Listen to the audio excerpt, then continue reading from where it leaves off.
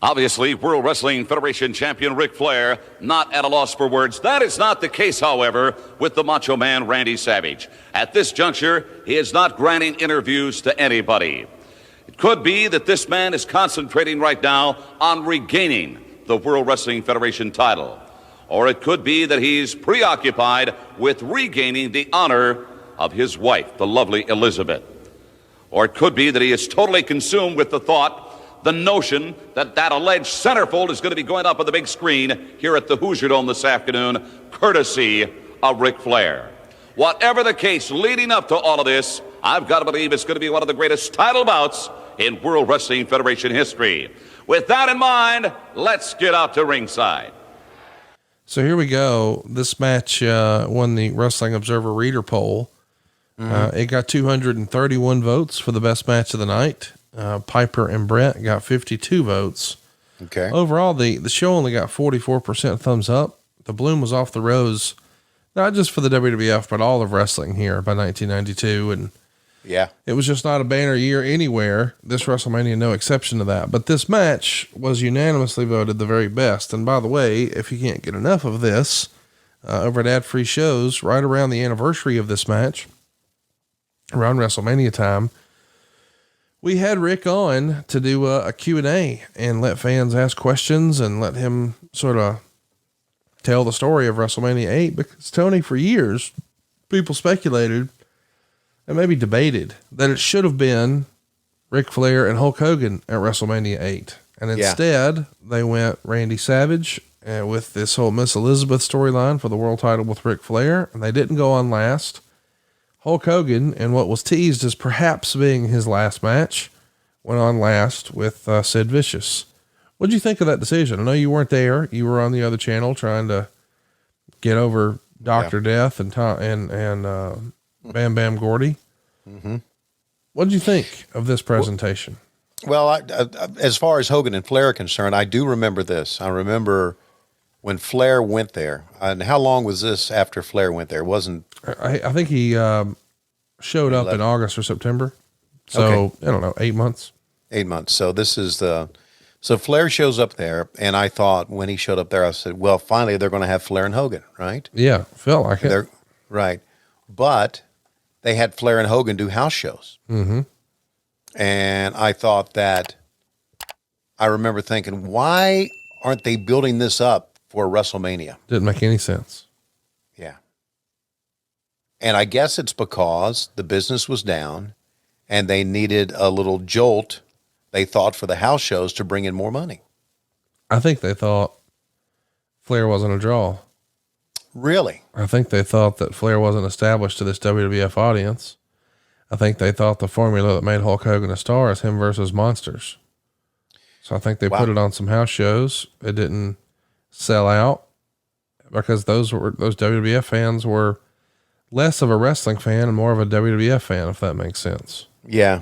Right. And even Rick has said, hey, I was never that over in New York. You know, he was over in Atlanta. He was over in Charlotte. Right. But he was over in St. Louis. He was over in Chicago, but he didn't think the New Yorks and the LAs, he thought those were more WWF Hogan towns. All right. So when he and Hogan did not headline this WrestleMania, he wasn't surprised or upset about it? No, he said that was never promised to me. It was never discussed. He did not have an expectation for it. Okay. We fans expected it. Right. Yeah. We fans expected it. Yes. The ones that actually pay the money. Yes. Huh. So I thought it was a mistake because I was just like you. I thought, wow, that should be it. This should be WrestleMania. Yeah. But there you go.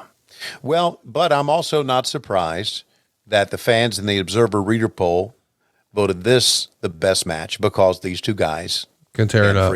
Can tear it up. Absolutely. They're big stars. They come off like big stars. They wrestle a big match here for the world title. And this is before any sort of audience fatigue is set in. You know, they're kind of in the middle of the card, which I know some people would say is an insult, but means you get to get in and get it over with sooner. It's not all bad. Yeah. Well, listen, this is not, believe you me, and this is again how positioning of a wrestling match in a big card is critical. Yeah. There was no way this was going to go on before Hogan and Justice. You mean after? well, even before. Well, it did go on before Hogan and even Justice. the match before. I'm not sure that I follow you. But Okay, is Hogan and Justice the very next match on the card? No, it's not. Okay. So you don't mean before, you mean the matches shouldn't touch. Because they couldn't follow That's this. right. The match it shouldn't be right before it. It shouldn't be the next. Hogan shouldn't be the next match because it's a story that backstage of wrestling is as old as time.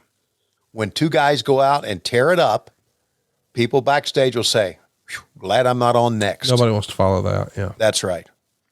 So Vince, knowing what he was doing, he was smart. He would never put Flair and Savage and then come back with Hogan and Justice the very next match. Copy that. So I can understand why this was separated from Hogan and Justice, because these guys, like we said earlier, can tear it up.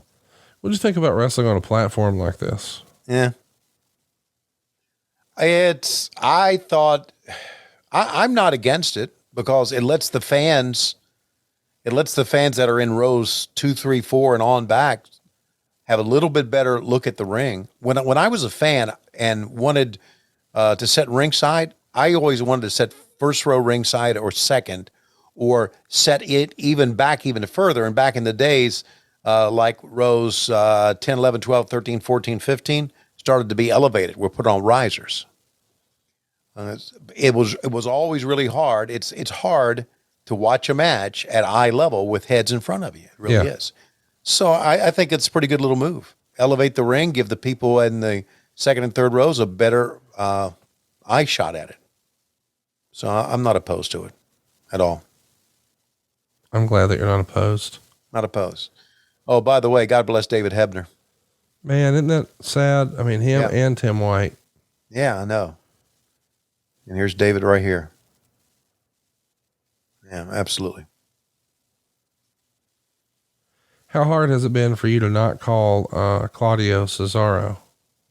It's very easy for me.